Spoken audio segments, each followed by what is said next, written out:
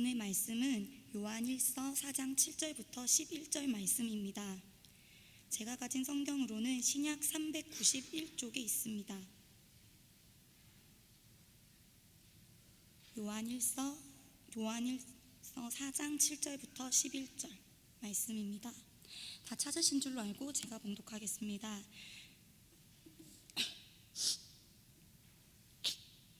사랑하는 자들아, 우리가 서로 사랑하자. 사랑은 하나님께 속한 것이니 사랑하는 자마다 하나님으로부터 나서 하나님을 알고, 사랑하지 아니하는 자는 하나님을 알지 못하나니 이는 하나님은 사랑이심이라. 하나님의 사랑이 우리에게 이렇게 나타난 바 되었으니 하나님이 자기의 독생자를 세상에 보내심은 그로 말미암아 우리를 살리려 하심이라. 사랑은 여기 있으니 우리가 하나님을 사랑한 것이 아니요 하나님이 우리를 사랑하사 우리 죄를 속하기 위하여 화목제물로 그 아들을 보내셨습니다. 사랑하는 자들아, 하나님이 이같이 우리를 사랑하셨은즉 우리도 서로 사랑하는 것이 마땅하도다. 아멘. 할렐루야. 우리 이렇게 인사하겠습니다. 사랑합니다. 축복합니다. 은혜 받읍시다. 사랑하는 성도 여러분, 여러분은 심자의 참된 표식이 무엇이라고 생각하십니까? 항상 성경을 들고 열심히 성경을 읽는 것이 참된 표식인가? 그렇지 않습니다.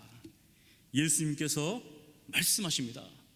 서기관들과 바리새인들이 모세의 자리에 앉았으니 무엇이든지 그들이 말하는 바는 행하고 지키되 그들이 하는 행위는 본받지 말라. 그렇다면 경건한 모습으로 기도하는 모습인가? 그것도 아닙니다. 예수님께서 말씀하셨습니다. 또 너희는 기도할 때 외식하는 자와 같이 하지 말라. 그들은 사람에게 보이려고 회당과 큰 거리 어귀에 서서 기도하기를 좋아하느니라. 그렇다면 사람들을 교회로 인도하기 위해서 열심히 전도하는 것인가? 그렇지 않습니다. 예수님은 말씀하십니다. 화 있을진저 외식하는 서기관들과 바리새인들이여, 너희는 교인 한 사람을 얻기 위하여 바다와 육지를 두루 다니다가 생기면 너희보다 배나 더 지옥 자식이 되게 하는도다. 그렇다면 11조와 같은 헌금 생활을 정말 열심히 하는 사람인가? 그렇지도 않습니다. 예수님은 말씀하십니다. 화 있을진저 외식하는 서기관들과 바리새인들이여, 너희가 박하와 회향과 근체의 11조는 드리되 율법에 더 중한 바 정의와 긍휼과 믿음은 버렸도다. 그렇다면 신자의 참된 표식은 무엇입니까? 지금까지 열거한 것들이 신자에게 어떤 표식도 될 수 없단 말입니까? 그렇지는 않습니다. 신자인 우리는 열심히 성경을 배워야 합니다. 그래서 수요 예배 후에 우리 30대, 40대, 50대 우리 성도님들은 열심히 배우고 있습니다. 혹여 이 가운데 참여하지 않은 분들은 꼭 참석하시기를 바라겠습니다. 기도 생활도 열심히 해야 됩니다. 새벽 경건에, 금요 기도에, 개인적으로 또 기도해야 되겠죠. 전도도 마찬가지입니다. 전도할 정도가 되면 참 열심히 있는 분입니다. 11조도 마찬가지입니다. 마음이 가는 곳에 물질이 따라갑니다. 마음이 있다고 하면서 물질이 없으면 마음이 없는 것이죠. 그러나 이러한 표식들은 참된 표식이 될 수 없습니다. 왜냐하면 예수님의 말씀처럼 외식하는 자들도 이러한 표식을 가지고 있다는 겁니다. 그러므로 이런 표식으로는 참된 신자와 거짓된 신자를 구별할 수가 없습니다.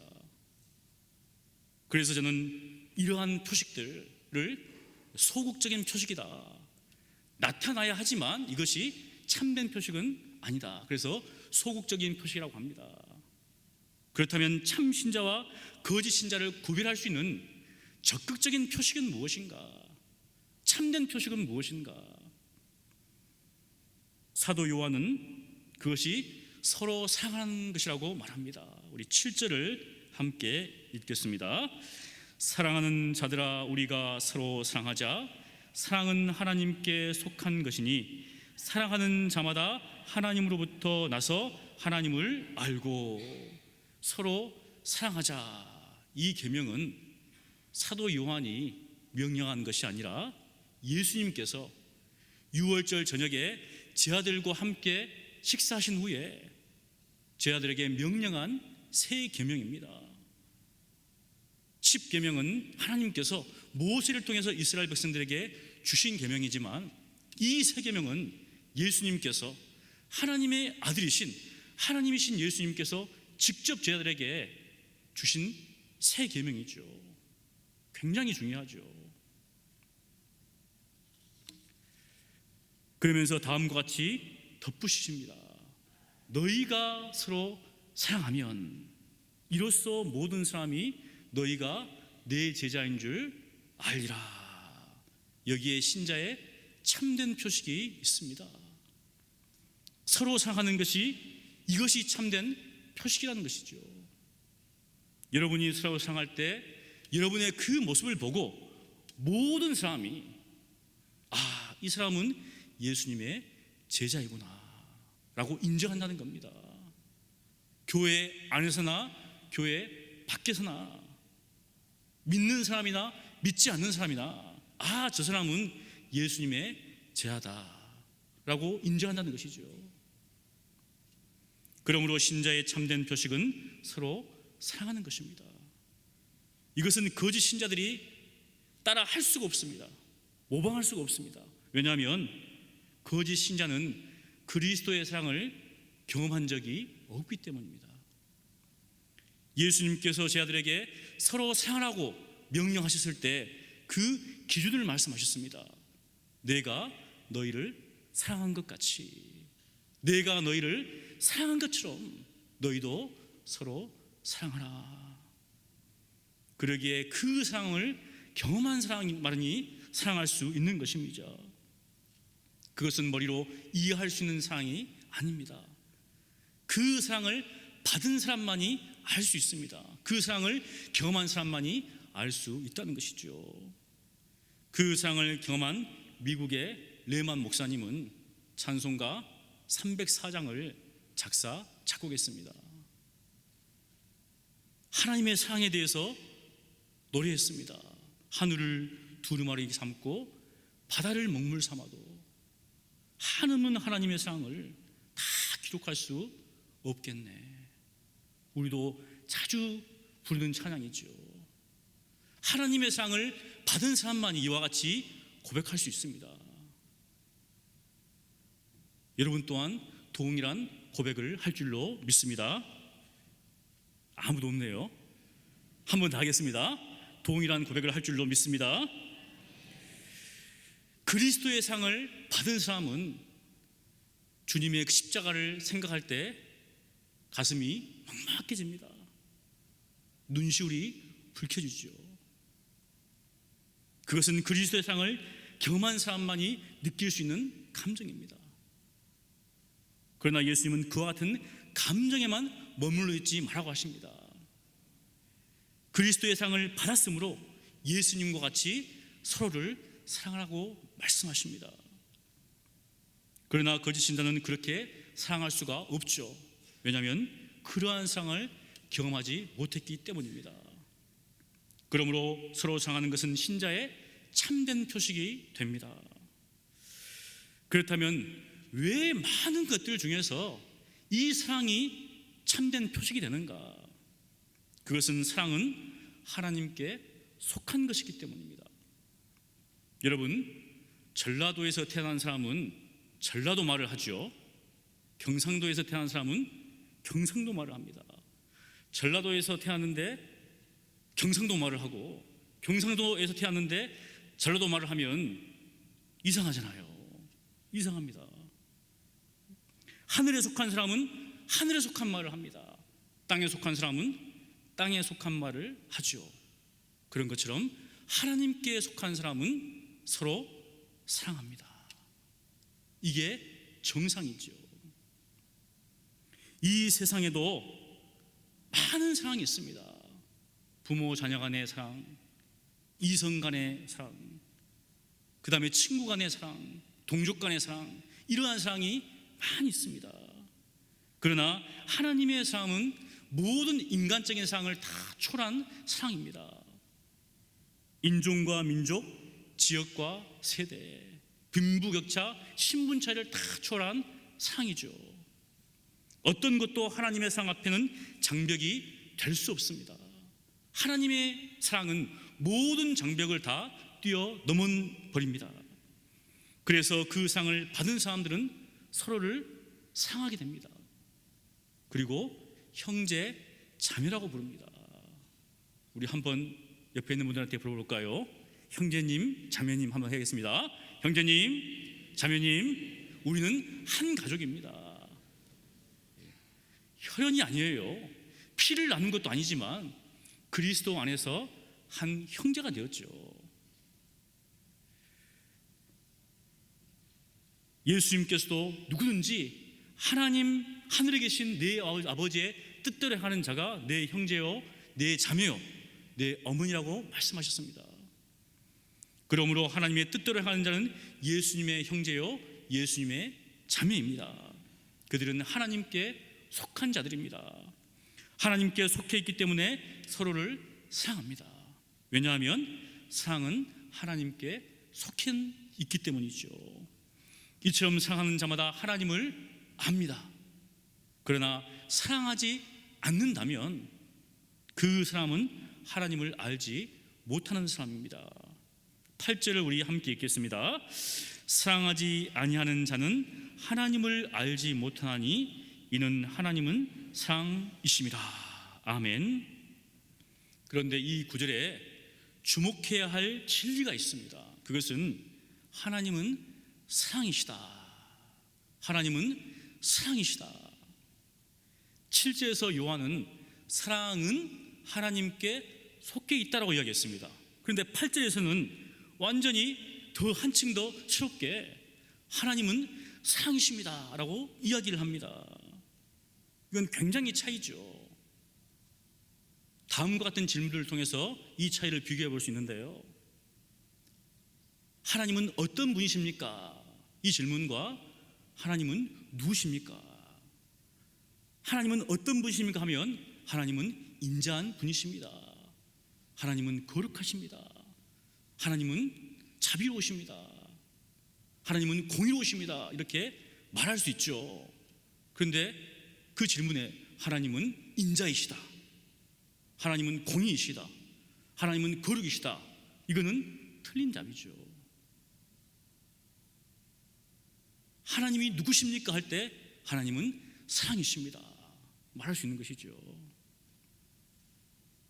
즉 어떤 분이시냐는 말은 하나님의 고유한 속성을 말하는 겁니다. 그러나 하나님이 누구십니까? 라고 물을 때는 하나님의 존재 자체를 규정하는 질문입니다. 성경에서도 이에 대한 답을 몇 가지 알 수가 있습니다. 하나님은 영이시다, 하나님은 빛이시다, 하나님은 사랑이시다. 그런데 사실 성경은 하나님의 존재에 대해서 자세히 설명하지 않습니다. 이렇게 하나님이 누구신가에 대해서 이야기할 때에도 그 중심이, 그 초점이 우리에게 맞춰져 있습니다. 하나님은 영이시기에 예배하는 자는 영과 진리로 예배해야 합니다. 하나님은 빛이시기에 하나님의 사람들은 빛 가운데 행해야 합니다.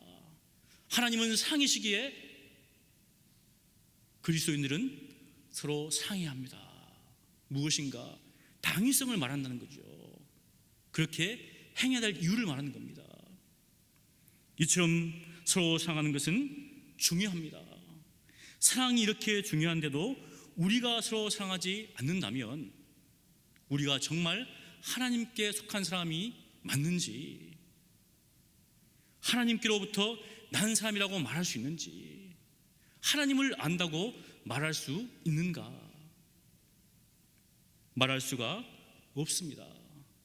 서로 사랑하지 않으면서 말로만 나는 하나님께 속해 있습니다. 말로만 나는 하나님으로부터 났습니다. 말로만 나는 하나님을 압니다. 이렇게 하는 것은 아무런 의미도 없다는 것이죠. 사랑을 해야 합니다. 사랑을 나타내야 한다는 것이죠. 사랑이신 하나님은 말로만 우리에게 사랑한다고 하지 않으셨습니다. 하나님은 그 사랑을 나타내 보여 주셨습니다. 9절이죠. 하나님의 사랑이 우리에게 이렇게 나타난 바 되었으니 하나님이 자기의 독생자를 세상에 보내심은 그로 말미암아 우리를 살리려 하심이라. 아멘. 요한복음 3장 16절을 그대로 인용해 놓은 것 같죠. 우리가 잘 아는 말씀이죠. 하나님이 세상을 이처럼 사랑하사 독생자를 주셨으니 이는 그를 믿는 자마다 멸망하지 않고 영생을 얻게 하려 하심이라. 여러분, 하나님은 말로만 우리를 사랑하지 않으셨습니다. 직접 그 사랑을 보여주셨습니다. 죄와 허물로 죽은 우리를 살리기 위해 자기의 독생자를 보내주셨습니다. 멸망당할 우리를 살리시기 위해서, 영생을 얻게 하기 위해서 독생자를 이 세상에 보내주셨습니다. 여러분이 하나님의 사랑을 보기 원한다면 우리를 대신해 십자가 지신 예수 그리스도를 바라보시기를 바랍니다.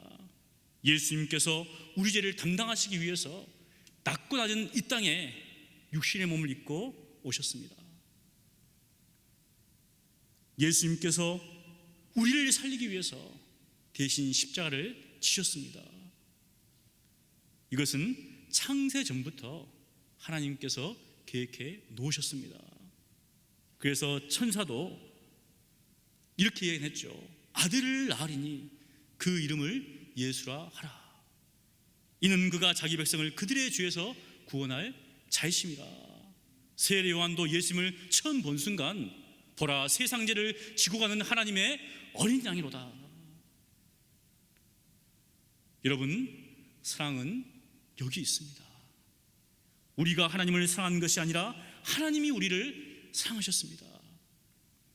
하나님이 우리를 사랑하사 우리 죄를 속하기 위해서 자기의 아들을 화목제물로 주셨습니다. 하나님의 어린 양이 우리를 대신해서 화목제물이 되셨습니다.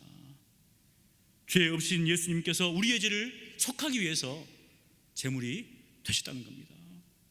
여러분, 우리는 아담의 원죄로 말미암아서 다 죄 아래서 태어났습니다.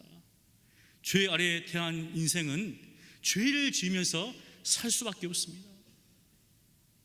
고집과 회개치 아니함을 따라서 하나님의 진노가 우리 머리 위에 계속 쌓여갔습니다. 우리의 힘과 우리의 방법으로는 하나님의 심판을 피할 수가 없는 상황에 빠져 있었습니다. 그때 하나님의 사랑이 나타났습니다. 그래서 우리는 하나님께 감사합니다. 범사에 감사라. 모든 감사보다도 더 큰 감사는 우리를 구원하신 그 놀라운 사랑에 감사하는 것이죠. 예수님께서 우리의 죄를 속하기 위해 속죄 제물이 되셨습니다. 예수님께서 하나님과 원수된 우리를 화목하기 위해서 화목 제물이 되셨습니다. 이렇게 하나님은 그 아들을 보내사 우리에게 대한 자기 사랑을 확증하셨습니다. 저는 여기에 있는 우리 청년들에게 묻고 싶습니다. 여러분, 이 놀라운 하나님의 사랑을 경험하셨습니까? 예수님께서 여러분을 살리기 위해서 십자가 지셨음을 믿으십니까? 하나님께서 나를 사랑하십니다. 벌레만도 못한 나를 구원하기 위해서 예수님께서 죽으셨습니다. 예수님께서 십자가 지심으로 나의 모든 죄가 다 사해졌습니다. 이러한 고백이 여러분들의 마음으로부터, 입술로부터 나오기를 간절히 축원합니다. 혹여 이러한 젊은이들이 있다면 하나님의 그 은혜를 깨닫지 못했다면 하나님께 간구하십시오. 하나님, 죄가 얼마나 큰 죄인인지 보여주십시오. 십자가의 사랑을 깨닫게 해달라고 하나님의 그 궁유를 간절히 구하십시오. 예수님을 만나지 못한 인생처럼 비참한 인생은 없습니다. 세상 모든 것들을 다 가졌더라도 예수님을 소유하지 못한 인생은 가장 가난한 인생입니다. 모든 지식을, 모든 세상 지혜를 다 가졌더라도 하나님을 아는 지혜가 없는 자가 가장 어리석은 자입니다. 며칠 전에 불현듯 이 찬송이 떠올랐습니다. 청년 시절 자주 불렀는데 까맣게 잊고 있었습니다. 나를 위해 오신 주님, 사랑의 손길이라는 노래인데 우리 아시는 분들 함께 한번 부르면 좋겠습니다. 반주해 주시고요. 우리 영상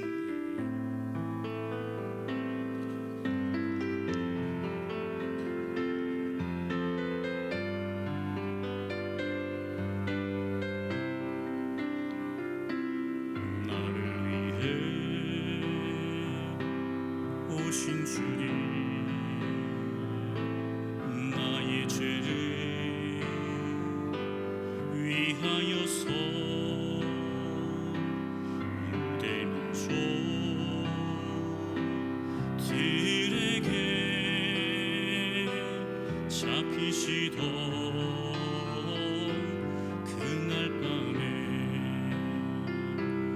아무런 말도 없이 우리에게 사랑을 보여주신 주님 예수, 십자가를 지셨네. 그러나 언젠가 주님을 부인하며 원망하고 있을 때에 나에게 오셔서 사랑의 손길로 어루만지셨네.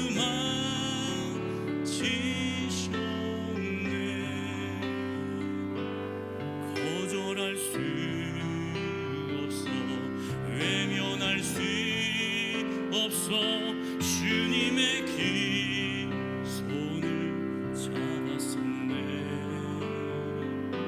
주님의 사랑에 뜨거운 눈물을 흘리고야 말았다네. 주님의 사랑에 뜨거운 눈물을 흘리고야 말았다네. 사랑하는 청년 여러분, 주님의 손을 꼭 붙잡으시기를 바랍니다. 주님의 사랑을 생각할 때마다 여러분의 가슴이 뜨거워지기를 바랍니다. 그래서 이 젊은 날에 마음껏 주님을 사랑하고 자신의 모든 것들을 주님을 위해 쏟아부어서 젊은 시절 후회 없이 주님을 위해서 살아나라고 고백하는 여러분 되시기를 간절히 축원합니다. 말씀을 맺습니다. 사랑하는 성도 여러분, 우리는 이 같은 하나님의 사랑을 받았습니다. 그렇다면 어떻게 해야 하겠습니까? 우리 11절을 함께 읽습니다. 사랑하는 자들아, 하나님이 이같이 우리를 사랑하셨은즉 우리도 서로 사랑하는 것이 마땅하도다. 하나님이 이같이 우리를 사랑하셨습니다. 우리가 이 같은 하나님의 사랑을 받았다면 서로 사랑하는 것이 마땅합니다. 그러므로 사랑하는 형제자매 여러분, 서로를 사랑하십시오. 그리스도께서 우리를 사랑하신 것 같이 서로 사랑하시기를 간절히 바랍니다. 이것이 신자의 참된 표식입니다. 우리 서문교회 모든 성도들이 서로를 사랑함으로 모든 사람들이 이 교회 성도들은 진정 예수님의 제자가 맞구나, 이렇게 인정하는 사랑의 서문 공동체 되기를 간절히 축원합니다. 기도하겠습니다. 거룩하신 하나님 감사합니다. 하나님의 놀라운 사랑을 받았음에도 불구하고 하나님의 은혜에 대해서 둔감하며 살았던 저희들을 용서하여 주시옵시고, 주님께서 저희들을 사랑하신 그 사랑을 항상 기억하며 주님께 받은 은혜 정말 보답하기 위해서 우리의 모든 삶을 주님 앞에 드리기를 원합니다. 주님께서 우리를 사랑한 것 같이 서로 사랑하는 우리 서문 공동체 될 수 있도록 주여 역사하여 주시옵소서. 그래서 믿는 사람이나 믿지 않는 사람이나 우리 교회 온 성도들을 바라볼 때마다 정말 예수님의 제자구나 하는 그런 인정받는 우리 믿음의 식구들 다 될 수 있도록 역사하여 주시옵소서. 예수님 이름으로 기도합니다. 아멘.